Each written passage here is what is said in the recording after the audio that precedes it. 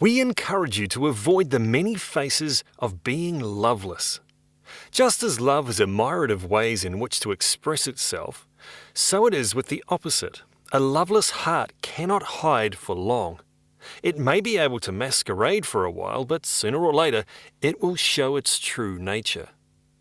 The heart is an extraordinary complex arena for battles between affections. However, in between love and hate exists many layers of affections which can easily become distorted. Sadly, with the heart's deceptive nature comes the ability for lovelessness to infiltrate emotions, values, actions and responses with such subtlety that it can be difficult to distinguish. A good measuring stick is to monitor the default reactions you have to things, that initial and spontaneous response within, when anything happens or news of another is heard. That's the telltale of what truly lives within. Jesus rightly pulled the Pharisees up, for out of the abundance of the heart the mouth speaks. The tongue always betrays the heart. It's just as Jesus taught the disciples, what comes out of a person is what defiles him.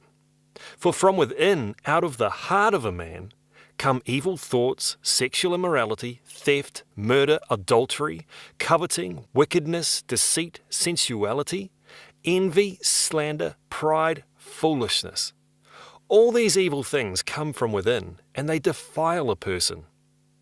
Our behaviour will always portray love, neutrality, or lovelessness. Indeed, our responses tell the world what lives within us. The Apostle Paul explained the significance of agape love this way.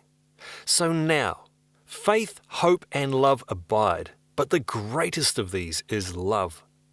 For the Christian, love cannot be overstated. It is the most accurate expression of God because God is love. By nature, faith and hope exist within and benefit their possessor. But love always benefits others. Love requires an other as its target. It can't exist within itself, therefore love is the greatest gift given to us by God. Often the world legitimizes loveless behavior.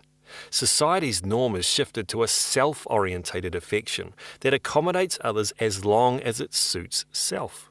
Sooner or later, if left unchecked, self will demand the place of first priority and others must oblige. From minor skirmishes to major upheavals, self will portray itself as the all-important one, with all these to be sacrificed in the pursuit of personal happiness. So, if a God-gifted love, which is self-sacrificing, is not present, if it's not welling up from within, then the void will be accommodated by lovelessness, which is neither neutral nor dormant.